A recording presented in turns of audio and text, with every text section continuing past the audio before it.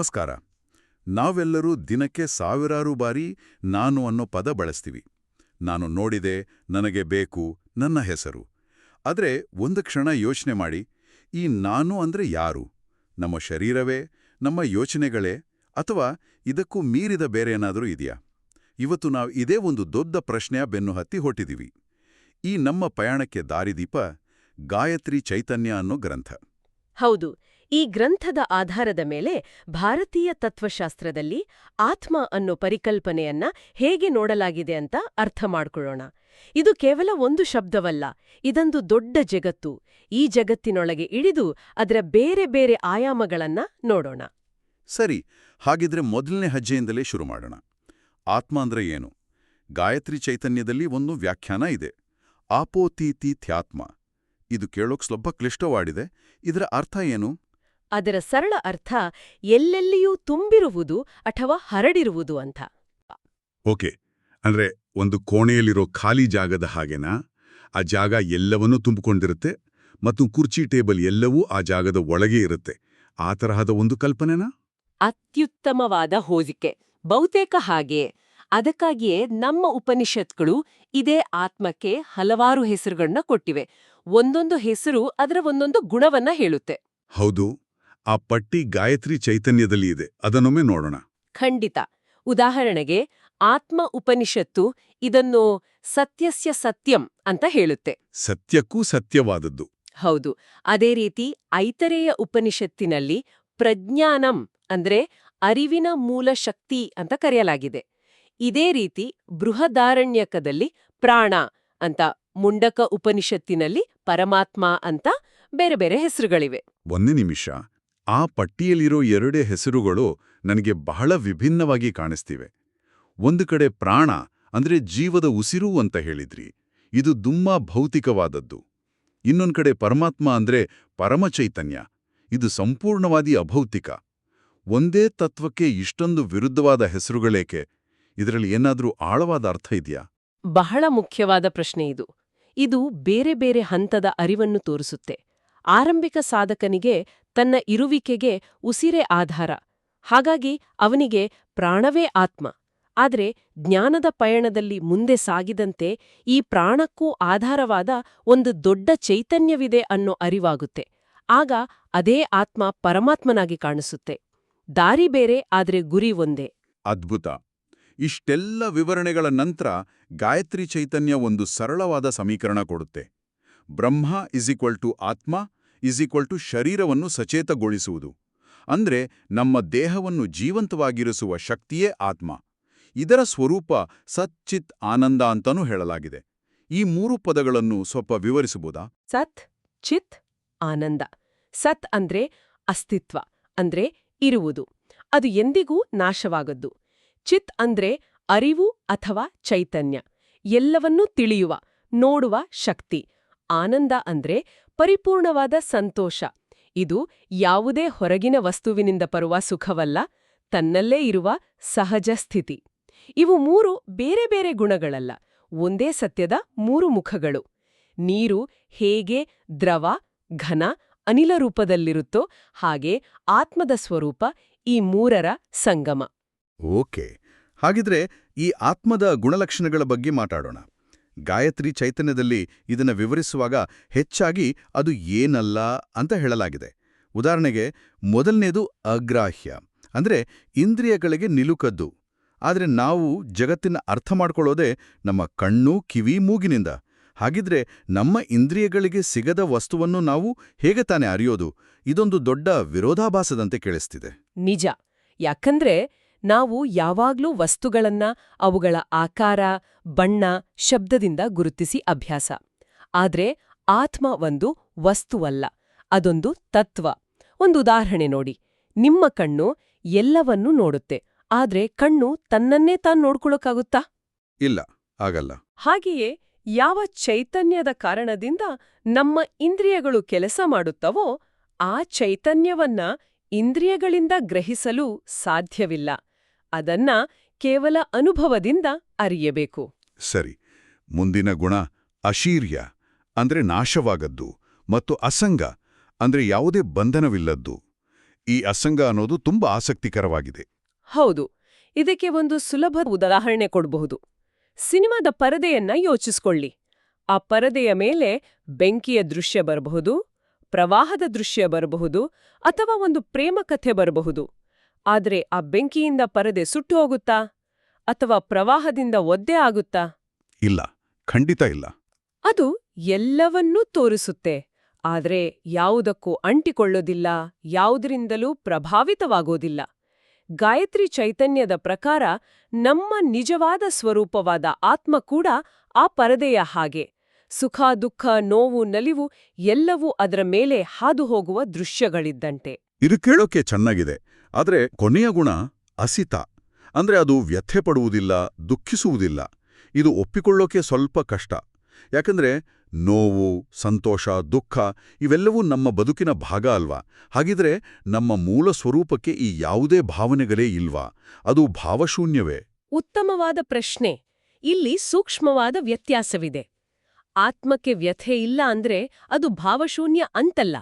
ಬದಲಿಗೆ ಈ ಎಲ್ಲಾ ಭಾವನೆಗಳು ಉಂಟಾಗುವುದು ನಮ್ಮ ಮನಸ್ಸು ಮತ್ತು ಶರೀರದ ಮಟ್ಟದಲ್ಲಿ. ಆತ್ಮವು ಇವೆಲ್ಲವಕ್ಕೂ ಸಾಕ್ಷಿಯಾಗಿರುತ್ತೆ. ಚಂದ್ರನ ಪ್ರತಿಬಿಂಬ ನೀರಿನಲ್ಲಿ ಚಲಿಸಿದಾಗ ನೀರು ಅಲುಗಾಡುತ್ತೆ, ಆದ್ರೆ ಆಕಾಶದಲ್ಲಿರುವ ನಿಜವಾದ ಚಂದ್ರ ಅಲುಗಾಡುವುದಿಲ್ಲ. ಹಾಗೆಯೇ ಜೀವನದ ಘಟನೆಗಳಿಂದ ನಮ್ಮ ಮನಸ್ಸು ಅಲ್ಲೋಲ ಕಲ್ಲೋಲವಾಗುತ್ತೆ, ಆದರೆ ಆತ್ಮವೆಂಬ ಮೂಲ ಸ್ವರೂಪ ಶಾಂತವಾಗಿಯೇ ಇರುತ್ತೆ. ನಾನು ಅನ್ನೋ ಅಹಂಕಾರವನ್ನು ದಾಟಿ ಆ ಹಂತವನ್ನು ತಲುಪುವುದೇ ಸಾಧನೆ. ಓಕೆ, ಇಲ್ಲಿಂದ ನಮ್ಮ ಚರ್ಚೆ ಒಂದು ಅತ್ಯಂತ ಕುತೂಹಲಕಾರಿ ಘಟ್ಟಕ್ಕೆ ಬರುತ್ತೆ. ಗಾಯತ್ರಿ ಚೈತನ್ಯ ಹೇಳುವಂತೆ ಆತ್ಮದ ಬಗ್ಗೆ ಎಲ್ಲರೂ ಒಂದೇ ರೀತಿ ಯೋಚನೆ ಮಾಡಿಲ್ಲ. ಭಾರತೀಯ ದರ್ಶನಗಳಲ್ಲಿ ಇದರ ಬಗ್ಗೆ ಅನೇಕ ವಿಭಿನ್ನ, ಕೆಲವೊಮ್ಮೆ ತದ್ವಿರುದ್ಧವಾದ ಅಭಿಪ್ರಾಯಗಳಿವೆ. ಇಲ್ಲಿ ನಾವು ಯಾವುದನ್ನು ಸರಿ ತಪ್ಪು ಅಂತ ನಿರ್ಣಯಿಸದೆ ಆ ಚಿಂತನೆಗಳ ವೈವಿಧ್ಯತೆಯನ್ನು ನೋಡೋಣ. ಖಂಡಿತ. ಈ ವೈವಿಧ್ಯತೆಯೇ ನಮ್ಮ ತತ್ವಶಾಸ್ತ್ರದ ಶ್ರೀಮಂತಿಕೆ. ಇದರಲ್ಲಿ ಮೊದಲನೇದಾಗಿ ಅತ್ಯಂತ ಭೌತಿಕವಾದಿ ದೃಷ್ಟಿಕೋನವನ್ನು ನೋಡೋಣ. ಅದು ಚಾರ್ವಾಕರದ್ದು. ಅವರ ಪ್ರಕಾರ ಶರೀರವೇ ಆತ್ಮ. ಅಂದ್ರೆ ಕಣ್ಣಿಗೆ ಕಾಣೋದಷ್ಟೇ ಸತ್ಯ ಅನ್ನೋ ಸಿದ್ಧಾಂತ. ಇದು ಇವತ್ತಿನ ಆಧುನಿಕ ವಿಜ್ಞಾನದ ಕೆಲವು ವಾದಗಳಿಗೆ ಹತ್ರವಾಗಿದೆ ಅಲ್ವಾ? ಪ್ರಜ್ಞೆ ಅನ್ನೋದು ಮೆದುಳಿನ ರಾಸಾಯನಿಕ ಕ್ರಿಯೆಗಳ ಫಲ, ದೇಹ ನಾಶವಾದ್ಮೇಲೆ ಏನೂ ಇರಲ್ಲ ಅನ್ನೋ ವಾದದ ಹಾಗೆ. ಹೌದು, ಬಹುಮಟ್ಟಿಗೆ ಹಾಗೆಯೇ. ಪ್ರತ್ಯಕ್ಷವೇ ಪ್ರಮಾಣ ಅನ್ನೋದವರ ನಿಲುವು. ಇದಕ್ಕೆ ಒಂದು ಹೆಜ್ಜೆ ಭಿನ್ನವಾದದ್ದು ವೈದಿಕರ ನಿಲುವು. ಅವರ ಪ್ರಕಾರ ಪ್ರಾಣವೇ ಆತ್ಮ, ಉಸಿರಿನಿಂತ್ರೆ ಎಲ್ಲವೂ ಮುಗೀತು, ಹಾಗಾಗಿ ಈ ಜೀವಶಕ್ತಿಯೇ ಆತ್ಮ ಅಂತ ಅವರು ಭಾವಿಸಿದ್ರು. ಇವೆರಡು ದೇಹಕ್ಕೆ ಅಥವಾ ಅದರ ಕ್ರಿಯೆಗೆ ಸಂಬಂಧಪಟ್ಟಿವೆ. ಆದರೆ ಯೋಗಾಚಾರ್ಯರು ಇದಕ್ಕಿಂತ ಮುಂದೆ ಹೋಗಿ ಬುದ್ಧಿಯೇ ಆತ್ಮ ಅಂತಾರೆ. ಈ ಚಿಂತನೆಯಲ್ಲಿ ಆದ ಬದಲಾವಣೆ ಏನು? ಇಲ್ಲಿ ಗಮನಿಸಬೇಕಾದ ಅಂಶ ಅಂದ್ರೆ ಅವರು ಆತ್ಮದ ಕೇಂದ್ರವನ್ನು ಭೌತಿಕ ಕ್ರಿಯೆಯಿಂದ ಅಂದ್ರೆ ಉಸಿರಾಟದಿಂದ ಮಾನಸಿಕ ಕ್ರಿಯೆಗೆ ಅಂದ್ರೆ ವಿವೇಚನೆಗೆ ಬದಲಾಯಿಸಿದ್ರು. ಯಾವುದು ಸರಿ ತಪ್ಪು ಅಂತ ನಿರ್ಧರಿಸುತ್ತೋ, ಜ್ಞಾನವನ್ನು ಸಂಪಾದಿಸುತ್ತೋ ಆ ಬುದ್ಧಿಯೇ ನಮ್ಮ ಅಸ್ತಿತ್ವದ ತಿರುಳು ಅನ್ನೋದು ಅವರ ನಂಬಿಕೆ. ಅದಕ್ಕಿಂತಲೂ ಸೂಕ್ಷ್ಮವಾದದ್ದು ಸಾಂಖ್ಯರ ದೃಷ್ಟಿ. ಅವರ ಪ್ರಕಾರ ಪುರುಷನೇ ಆತ್ಮ. ಇಲ್ಲಿ ಪುರುಷ ಅಂದ್ರೆ ಗಂಡಸು ಅಂತ ಅಲ್ಲ, ಬದಲಿಗೆ ನಿಷ್ಕ್ರಿಯವಾದ ಎಲ್ಲದಕ್ಕೂ ಸಾಕ್ಷಿಯಾಗಿರುವ ಶುದ್ಧ ಚೈತನ್ಯ. ಸರಿ, ಈಗ ತದ್ವಿರುದ್ಧವಾದ ಎರಡು ದೃಷ್ಟಿಕೋನಗಳಿಗೆ ಬರೋಣ. ಒಂದು ಕಡೆ ವೇದಾಂತಿಗಳು ಬ್ರಹ್ಮವೇ ಆತ್ಮ ಅಂತಾರೆ. ಅಂದ್ರೆ ನಮ್ಮೊಳಗಡಿನ ಚೈತನ್ಯ ಮತ್ತು ಈ ಇಡೀ ಬ್ರಹ್ಮಾಂಡದ ಚೈತನ್ಯ ಒಂದೇ ಅನ್ನೋ ಅದ್ವೈತ ಸಿದ್ಧಾಂತ. ಇನ್ನೊಂದು ಕಡೆ ಶೂನ್ಯವಾದಿಗಳು ಶೂನ್ಯವೇ ಆತ್ಮ ಅಂತಾರೆ. ಇದು ಕೇಳಿದ ತಕ್ಷಣ ತಲೆ ತಿರುಗಿದ ಹಾಗಾಗುತ್ತೆ. ಏನೂ ಇಲ್ಲದಿರುವುದು ಹೇಗೆ ತಾನೇ ಆತ್ಮ ಆಗೋಕೆ ಸಾಧ್ಯ? ಇದು ನಿಜಕ್ಕೂ ಅರ್ಥ ಮಾಡಿಕೊಳ್ಳಲು ಸವಾಲಿನ ವಿಷಯ. ಇಲ್ಲಿ ಶೂನ್ಯ ಅಂದ್ರೆ ಸಂಪೂರ್ಣವಾದ ಅಭಾವ ಅಥವಾ ನಥಿಂಗ್ನೆಸ್ ಅಂತ ಅರ್ಥವಲ್ಲ. ಬದಲಿಗೆ ಯಾವುದೇ ವಸ್ತುವಿಗೂ ತನ್ನದೇ ಆದ ಶಾಶ್ವತ, ಸ್ವತಂತ್ರ ಅಸ್ತಿತ್ವವಿಲ್ಲ ಅನ್ನೋ ಅರ್ಥ. ನಾವು ಆತ್ಮ ಅಂತ ಕರೆಯುವ ವಸ್ತುವು ಕೂಡ ಒಂದು ಸ್ಥಿರವಾದ, ಬದಲಾಗದ ವಸ್ತು ಅಲ್ಲ. ಅದು ನಿರಂತರವಾಗಿ ಬದಲಾಗುವ ಪ್ರಕ್ರಿಯೆಗಳ ಒಂದು ಹರಿವು. ಅದಕ್ಕೆ ಯಾವುದೇ ನಿರ್ದಿಷ್ಟ ಗುಣವನ್ನು ಆರೋಪಿಸಲು ಸಾಧ್ಯವಿಲ್ಲ. ಹಾಗಾಗಿ ಅದು ಶೂನ್ಯ. ಅಂದ್ರೆ ಅದನ್ನ ನೋ ಥಿಂಗ್ನೆಸ್ ಅನ್ಬೋದೇನೋ, ಒಂದು ನಿರ್ದಿಷ್ಟ ವಸ್ತು ಅಲ್ಲದ ಸ್ಥಿತಿ. ವಾವ್! ಒಂದೇ ಪರಿಕಲ್ಪನೆ ಬಗ್ಗೆ ಇಷ್ಟೊಂದು ಆಳವಾದ, ವಿಭಿನ್ನವಾದ ಚಿಂತನೆಗಳು. ಇದು ನಿಜಕ್ಕೂ ಭಾರತೀಯ ದರ್ಶನಗಳ ಆಳವನ್ನು ತೋರಿಸುತ್ತೆ. ಖಂಡಿತವಾಗಿಯೂ. ಜೈನರು ಚೈತನ್ಯ ವಸ್ತುವೇ ಆತ್ಮ ಅಂತಾರೆ. ನೈಯಾಯಿಕರು ನಿತ್ಯ ಹಾಗೂ ವಿಭುವೇ ಆತ್ಮ ಅಂತಾರೆ. ಹೀಗೆ ಪ್ರತಿಯೊಂದು ದರ್ಶನವೂ ಸತ್ಯದ ಒಂದೊಂದು ಮುಖವನ್ನು ಉನ್ಮೋಚಿಸಲು ಪ್ರಯತ್ನಿಸಿದೆ. ಈ ಎಲ್ಲ ಗಹನವಾದ ತಾತ್ವಿಕ ಚರ್ಚೆಯ ನಂತರ ಗಾಯತ್ರಿ ಚೈತನ್ಯ ನಮ್ಮನ್ನು ಒಂದು ಬಹಳ ಪ್ರಾಯೋಗಿಕ ಮತ್ತು ಅಚ್ಚರಿಯ ವಿಷಯದ ಕಡೆಗೆ ಕರೆದುಕೊಂಡು ಹೋಗುತ್ತೆ. ಅದು ಕೇಳೋ ಪ್ರಶ್ನೆ, ಮನುಷ್ಯರ ಹಾಗೆ ಆತ್ಮಕ್ಕೂ ಆಹಾರ ಬೇಕಾ? ಮತ್ತು ಉತ್ತರ ಹೌದು ಅಂತ ಕೊಡುತ್ತೆ. ಇದು ಕೇಳೋಕೆ ವಿಚಿತ್ರ ಅಲ್ವಾ? ಹೌದು, ಮೊದಲಿಗೆ ಹಾಗೆ ಅನ್ಸಬಹುದು. ಆದ್ರೆ ಇಲ್ಲಿ ಆಹಾರ ಅಂದ್ರೆ ನಾವು ತಿನ್ನುವ ಅನ್ನ ಸಾರ ಅಲ್ಲ. ಆತ್ಮಕ್ಕೆ ಬೇಕಾದ ಪೋಷಣೆ ಬೇರೆಯೇ ಇದೆ. ಗಾಯತ್ರಿ ಚೈತನ್ಯದ ಪ್ರಕಾರ ಆ ಆಹಾರವೆಂದರೆ ಸ್ವಾಧ್ಯಾಯ, ಸತ್ಸಂಗ, ಚಿಂತನೆ ಮತ್ತು ಉಪಾಸನೆ. ಇದನ್ನ ಇವತ್ತಿನ ಜೀವನಕ್ಕೆ ಹೋಲಿಸಿ ಹೇಳೋದಾದ್ರೆ ಹೇಗನ್ಸುತ್ತೆ? ಉದಾಹರಣೆಗೆ 1 ಗಂಟೆ ಕಾಲ ಸುಮ್ಮನೆ ಸೋಷಿಯಲ್ ಮೀಡಿಯಾ ಸ್ಕ್ರೋಲ್ ಮಾಡಿದಾಗ ಆಗುವ ಮಾನಸಿಕ ಆಯಾಸಕ್ಕೂ 1 ಗಂಟೆ ನಮಗೆ ಇಷ್ಟವಾದ ಪುಸ್ತಕ ಓದಿದಾಗ ಸಿಗುವ ಮಾನಸಿಕ ಚೈತನ್ಯಕ್ಕೂ ವ್ಯತ್ಯಾಸ ಇದೆಯಲ್ವಾ? ಒಂದು ನಮ್ಮ ಶಕ್ತಿಯನ್ನು ಹೀರುತ್ತೆ, ಇನ್ನೊಂದು ನಮಗೆ ಶಕ್ತಿ ಕೊಡುತ್ತೆ. ನಾವು ಮಾತಾಡ್ತಿರೋದು ಆ ತರಹದ ಆಹಾರದ ಬಗ್ಗೆನಾ? ಖಂಡಿತ. ಅದ್ಭುತವಾದ ಹೋಲಿಕೆ. ಅದೇ ಅರ್ಥ. ಸ್ವಾಧ್ಯಾಯ ಅಂದ್ರೆ ಸ್ವ ಅಧ್ಯಯನ, ನಮ್ಮನ್ನು ನಾವು ಅರಿಯುವ ಪ್ರಯತ್ನ. ಸತ್ಸಂಗ ಅಂದ್ರೆ ಜ್ಞಾನಿಗಳ, ಸಕಾರಾತ್ಮಕ ವ್ಯಕ್ತಿಗಳ ಒಡನಾಟ. ಚಿಂತನೆ ಅಂದ್ರೆ ಕೇಳಿದ್ದನ್ನು, ಓದಿದ್ದನ್ನು ಮನನ ಮಾಡುವುದು. ಉಪಾಸನೆ ಅಂದ್ರೆ ನಮ್ಮ ಚಿತ್ತವನ್ನು ಒಂದು ಉನ್ನತ ಶಕ್ತಿಯ ಕಡೆಗೆ ಕೇಂದ್ರೀಕರಿಸುವುದು. ಈ 4 ಬಗೆಯ ಪೌಷ್ಟಿಕ ಆಹಾರ ಸಿಗದಿದ್ದಾಗ ಏನಾಗತ್ತೆ ಅಂತಾನೂ ಗಾಯತ್ರಿ ಚೈತನ್ಯ ವಿವರಿಸುತ್ತೆ. ಏನಾಗುತ್ತೆ? ವ್ಯಕ್ತಿಯ ಆತ್ಮವು ಶಕ್ತಿಹೀನವಾಗುತ್ತೆ. ಅದು ಸಾಂಸಾರಿಕ ಬಂಧನಗಳಲ್ಲಿ ಸಿಲುಕಿ ನಲುಗುತ್ತೆ. ನಿಸ್ತೇಜ, ದುರ್ಬಲ ಮತ್ತು ಕ್ರಿಯಾರಹಿತವಾಗುತ್ತೆ. ಈ ಸ್ಥಿತಿ ಹೀಗೆ ಮುಂದುವರೆದ್ರೆ ಅದು ಅರ್ಧಮೂರ್ಛಿತ ಸ್ಥಿತಿಯನ್ನು ತಲುಪಬಹುದು ಅಂತ ಹೇಳಲಾಗಿದೆ. ಅರ್ಧಮೂರ್ಛಿತ ಆತ್ಮ. ಇವತ್ತಿನ ದಿನದಲ್ಲಿ ಇದರ ಪ್ರತಿರೂಪವನ್ನು ಹೇಗೆ ನೋಡಬಹುದು? ಬಹುಶಃ ತಮ್ಮ ಜೀವನದಲ್ಲಿ ಯಾವುದೇ ಉತ್ಸಾಹ, ಗುರಿ ಅಥವಾ ಅರ್ಥವಿಲ್ಲದೆ ಕೇವಲ ಯಾಂತ್ರಿಕವಾಗಿ ಬದುಕುತ್ತಿರುವ ವ್ಯಕ್ತಿಯ ಸ್ಥಿತಿಯೇ? ಖಂಡಿತ. ಚೈತನ್ಯ ಇದ್ರೂ ಇಲ್ಲದಂತೆ, ಬದುಕಿದ್ರೂ ಸತ್ತಂತೆ ಬದುಕುವ ಸ್ಥಿತಿ. ಆದ್ರೆ ಇದಕ್ಕೊಂದು ಪರಿಹಾರವನ್ನು ಗಾಯತ್ರಿ ಚೈತನ್ಯ ಸೂಚಿಸುತ್ತೆ. ಅದುವೇ ಗಾಯತ್ರಿ ಮಂತ್ರದ ಜಪ. ಬಾಡಿ ಬಳಲಿದ ಆತ್ಮಕ್ಕೆ ಗಾಯತ್ರಿ ಮಂತ್ರವು ಒಂದು ಶಕ್ತಿವರ್ಧಕದಂತೆ ಕೆಲಸ ಮಾಡಿ ಅದನ್ನು ಮತ್ತೆ ಸಚೇತನಗೊಳಿಸಿ ಹೊಸ ಹುರುಪನ್ನು ಕೊಡುತ್ತದೆ ಅಂತ ಹೇಳಲಾಗಿದೆ. ಹಾಗಿದ್ರೆ ಇದೆಲ್ಲದರ ಅಂತಿಮ ಗುರಿ ಆತ್ಮಜ್ಞಾನವನ್ನ ಪಡೆಯುವುದೇ? ಈ ತನ್ನನ್ನು ತಾನು ಅರಿಯುವುದು ಅನ್ನೋದಕ್ಕೆ ಗಾಯತ್ರಿ ಚೈತನ್ಯದಲ್ಲಿ ಯಾಕಿಷ್ಟು ಮಹತ್ವ ಕೊಡಲಾಗಿದೆ? ಹೊರಗಿನ ಜಗತ್ತನ್ನು ಅರಿಯುವುದು ಮುಖ್ಯ ಅಲ್ವಾ? ಹೊರಗಿನ ಜಗತ್ತನ್ನು ಅರಿಯುವುದಕ್ಕೂ ಮೊದಲು ತನ್ನನ್ನು ತಾನು ಅರಿಯಬೇಕು ಅನ್ನೋದು ಇಲ್ಲಿನ ವಾದ. ಯಾಕಂದ್ರೆ ಯಾವುದೇ ಸಾಧಕ ಮೊದಲು ತನ್ನ ಆತ್ಮದ ಸ್ವರೂಪವನ್ನು ಅರಿಯಬೇಕು. ಆಗಲೇ ಅವನಿಗೆ ಪರಮಸತ್ಯವನ್ನು ಅಥವಾ ಪರಮೇಶ್ವರನನ್ನು ಅರಿಯಲು ಸಾಧ್ಯ. ಇದು ಹೊರಗಿನಿಂದ ಒಳಮುಖವಾದ ಪಯಣ. ತಾನು ಆತ್ಮಸ್ವರೂಪಿ ಎಂಬ ಅನುಭೂತಿಯೇ ಆತ್ಮಜ್ಞಾನ. ಈ ಸಂದರ್ಭದಲ್ಲಿ ಗಾಯತ್ರಿ ಚೈತನ್ಯದಲ್ಲಿ ಉಲ್ಲೇಖಿಸಿರುವ ಶರಣ ಬಾಲಸಂಗಯ್ಯನವರ ಒಂದು ವಚನ ನೆನಪಾಗುತ್ತೆ. ಹೌದು, ಬಹಳ ಪ್ರಸ್ತುತವಾದ ವಚನ. ಕಲ್ಲು ದೇವರು ದೇವರಲ್ಲ, ಮಣ್ಣು ದೇವರು ದೇವರಲ್ಲ, ಮರದ ದೇವರು ದೇವರಲ್ಲ. ತನ್ನ ತಾನರಿದು ತಾನಾರೆಂದು ತಿಳಿದೊಡೆ ತನಗೆ ತಾನೇ ದೇವನೋಡ. ಇದಕ್ಕಿಂತ ಸ್ಪಷ್ಟವಾಗಿ ಆತ್ಮಸಾಕ್ಷಾತ್ಕಾರದ ಗುರಿಯನ್ನು ಹೇಳಲು ಸಾಧ್ಯವಿಲ್ಲ. ದೇವರನ್ನು ಹುಡುಕಿಕೊಂಡು ಹೊರಗೆ ಹೋಗಬೇಡ, ನಿನ್ನೊಳಗೆ ನೋಡು, ನಿನ್ನನ್ನು ನೀನು ಅರಿತರೆ ಆ ದೈವತ್ವದ ಅರಿವು ತಾನಾಗಿಯೇ ಆಗುತ್ತೆ ಅನ್ನೋದು ಇದರ ಸಂದೇಶ.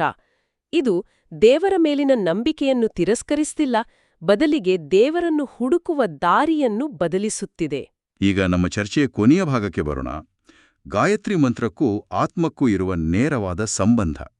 ಗಾಯತ್ರಿ ಚೈತನ್ಯವು ಗಾಯತ್ರಿ ಮಂತ್ರವನ್ನು ಒಂದು ಆತ್ಮಮಂತ್ರ ಅಂತಾನೆ ಕರೆಯುತ್ತೆ. ಯಾಕೆ ಹೀಗೆ? ಯಾಕಂದ್ರೆ ಭಗವತಿ ಗಾಯತ್ರಿಯೇ ಆತ್ಮ ಮತ್ತು ಬೇರೆ ಬೇರೆ ದೇವತೆಗಳು ಆ ಆತ್ಮದ ರೂಪಗಳಷ್ಟೇ ಅಂತ ಅದರಲ್ಲಿ ಸ್ಪಷ್ಟವಾಗಿ ಹೇಳಲಾಗಿದೆ. ಗಾಯತ್ರಿ ಮಂತ್ರದ ರಚನೆಯನ್ನು ಗಮನಿಸಿದರೆ ಅದರಲ್ಲಿ ಯಾವುದೇ ಒಂದು ನಿರ್ದಿಷ್ಟ ದೇವತೆಯ ಹೆಸರಿಲ್ಲ, ಅದು ಯಾವುದೇ ಒಂದು ಪಂಥಕ್ಕೆ ಸೀಮಿತವಾಗಿಲ್ಲ. ನಮ್ಮ ಬುದ್ಧಿಯನ್ನು ಪ್ರೋತ್ಸಾಹಿಸುವ ಆ ದಿವ್ಯ ಚೈತನ್ಯವನ್ನು ನಾವು ಧ್ಯಾನಿಸುತ್ತೇವೆ ಅನ್ನೋದು ಅದರ ಸಾರ. ಅಂದ್ರೆ ಇದು ಯಾವುದೋ ಹೊರಗಿನ ದೇವರಿಗೆ ಸಲ್ಲಿಸುವ ಪ್ರಾರ್ಥನೆಗಿಂತ ನಮ್ಮೊಳಗಿನ ಪ್ರಜ್ಞೆಯನ್ನು ಜಾಗೃತಗೊಳಿಸಲು ಮಾಡುವ ಪ್ರಾರ್ಥನೆ. ಇದು ಸೂಕ್ಷ್ಮವಾದರೂ ಬಹಳ ದೊಡ್ಡ ವ್ಯತ್ಯಾಸ. ನಿಖರವಾಗಿ. ಅದಕ್ಕಾಗಿಯೇ ಈ ಮಂತ್ರವು ನೇರವಾಗಿ ಆತ್ಮಕ್ಕೆ ಸಂಬಂಧಿಸಿದ್ದು, ಇದು ಆತ್ಮ ಸಾಕ್ಷಾತ್ಕಾರದ ಕಡೆಗೆ ಕರೆದೊಯ್ಯುತ್ತದೆ ಅಂತ ಗಾಯತ್ರಿ ಚೈತನ್ಯ ಪ್ರತಿಪಾದಿಸುತ್ತೆ. ಕೊನೆಯಲ್ಲಿ ಒಂದು ಬಲವಾದ ಮಾತು ಹೇಳಲಾಗಿದೆ: ಆತ್ಮವೇ ಬಾಣಗಳು, ಆತ್ಮವೇ ಶಸ್ತ್ರ, ಆತ್ಮವೇ ದೇವರು.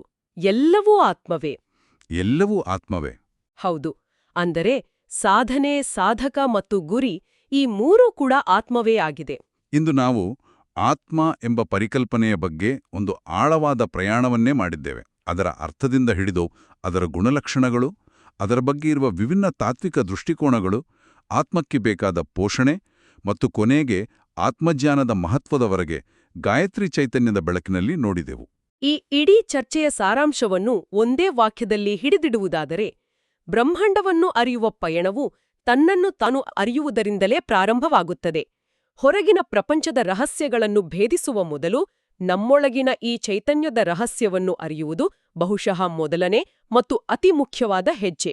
ಈ ಚರ್ಚೆಯನ್ನು ಮುಗಿಸುವ ಮೊದಲು ಕೇಳುಗರ ಚಿಂತನೆಗೆ ಒಂದು ಪ್ರಶ್ನೆ. ಗಾಯತ್ರಿ ಚೈತನ್ಯದಲ್ಲಿ ಆತ್ಮ ಶಬ್ದದಿಂದ ಶುರುವಾಗುವ ಹಲವಾರು ಪದಗಳಿವೆ. ಆತ್ಮಜ್ಞಾನ, ಆತ್ಮದರ್ಶನ, ಆತ್ಮಬಲ, ಆತ್ಮರತಿ, ಆತ್ಮಸಾಕ್ಷಾತ್ಕಾರ, ಆತ್ಮವಿಮರ್ಶೆ, ಹೀಗೆ. ಇವತ್ತಿನ ನಮ್ಮ ವೇಗದ, ಸವಾಲಿನ ಬದುಕಿನಲ್ಲಿ ಈ ಪದಗಳಲ್ಲಿ ಆತ್ಮದ ಯಾವ ಮುಖವನ್ನು ಅನ್ವೇಷಿಸುವುದು ಅಥವಾ ಬೆಳೆಸಿಕೊಳ್ಳುವುದು ನಮಗೆ ಹೆಚ್ಚು ಅವಶ್ಯಕ ಅಂತ ಅನಿಸ್ತೆ. ಸವಾಲುಗಳನ್ನು ಎದುರಿಸಲು ಬೇಕಾದ ಆತ್ಮಬಲವೇ, ನಾವು ಯಾರೆಂದು ತಿಳಿಯಲು ಬೇಕಾದ ಆತ್ಮಜ್ಞಾನವೇ, ಅಥವಾ ನಮ್ಮ ತಪ್ಪುಗಳನ್ನು ತಿದ್ದಿಕೊಳ್ಳಲು ಬೇಕಾದ ಆತ್ಮವಿಮರ್ಶೆಯೇ? ಇದರ ಬಗ್ಗೆ ಯೋಚಿಸಿ.